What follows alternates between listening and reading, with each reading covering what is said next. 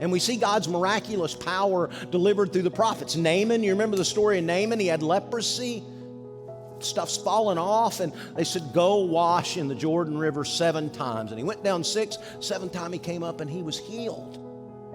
And Elijah brought the widow of Zarephath's son back to life. Elisha laid on the Shunammite woman and breathed into her, and she came back to life. And the prophets, they all spoke about a Messiah who would bring healing. Malachi said, there will be healing in his wings. They referred to it in that song, by the way.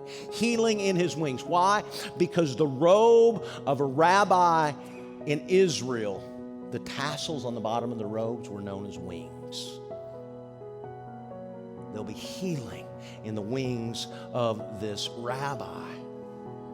And the God who heals, Jehovah Rapha, would make his presence known through a healing Messiah. When Jesus began his ministry in Nazareth, they handed in the scroll of Isaiah, and what did he read? The Spirit of the Sovereign Lord is upon me because he's anointed me to proclaim good news to the poor. He has sent me to proclaim freedom for the captives, to give recovery of sight to the blind, to set the oppressed free, to proclaim the year of the Lord's favor. And he rolled it up and he said, today this is fulfilled in your hearing.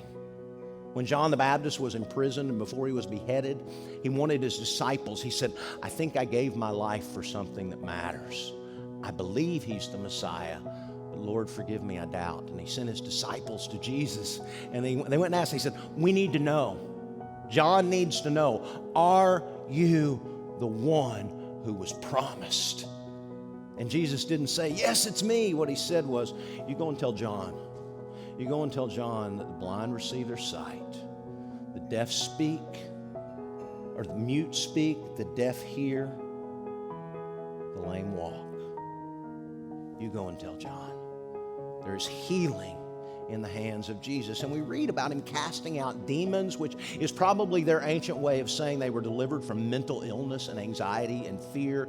Bleeding stopped, crippled legs and shriveled hands were restored. Sick children were raised back to life with a single word. Lepers were cured. And indeed, the deaf did hear, the mute did speak, and the blind did see. And it goes on and on and on as Jesus lives out his Father's name, Jehovah Rapha, the God who heals. And Jesus brought physical healing to many people. But the primary infirmity that Jesus came to heal was our unholy sinfulness.